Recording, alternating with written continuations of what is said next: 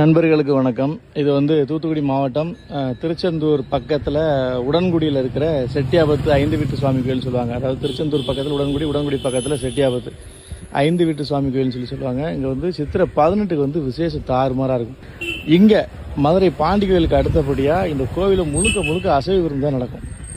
அரசாங்கம் சார்பாக சைவ அன்னதானம் நடக்கும். ஆனால் இங்கே வர பக்தர்கள் அதிகப்படியாக அசைவ அன்னதானம் போடுவாங்க. ஆடு, கோழி, மீன். எனக்கு தெரிஞ்சு மீனில் சமையல் பண்ணி கடவுளுக்கு படைச்சி அதை அன்னதானமாக போடுறது இந்த கோவிலில் நடக்கும். பன்றியையும் இங்கே அன்னதானம் பண்ணுவாங்க. அதுக்கு பேர் மிராசுன்னு சொல்லுவாங்க.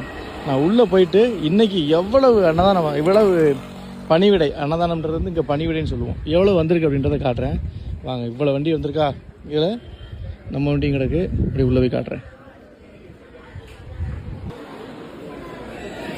முகப்புளி உங்களுக்கு பனங்கருப்பட்டி, பனங்கிழங்கு, வேர்க்கடலை, பதநீர் எல்லாமே கிடைக்கும். இது ஒரு சின்ன சாம்பிள்.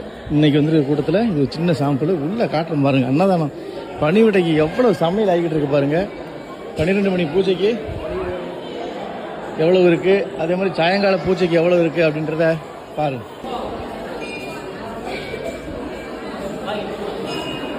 இப்போ அப்படியே கீழே இறங்கிடும்.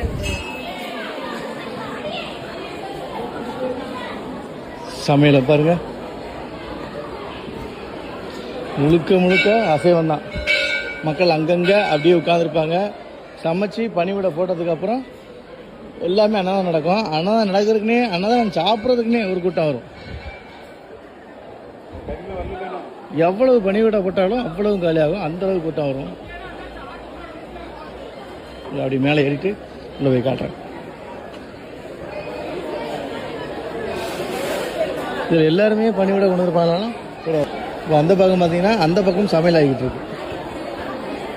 பாருங்க, எல்லா மக்களும் இந்த பள்ளிக்கூட விடுமுறை, அதுக்கப்புறம் தேர்தல்லாம் வந்தது இல்லையா, அதெல்லாம் ஓட்டு போட ஊருக்கு வந்திருப்பாங்கள்ல, எல்லாருமே பணிவிட.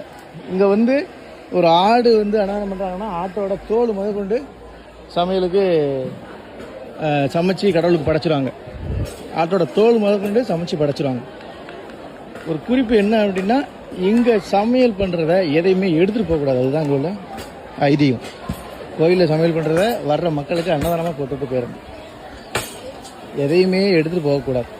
பா, நெருப்புக்குள்ளே எப்படி ஆரம்பமாக தாண்டி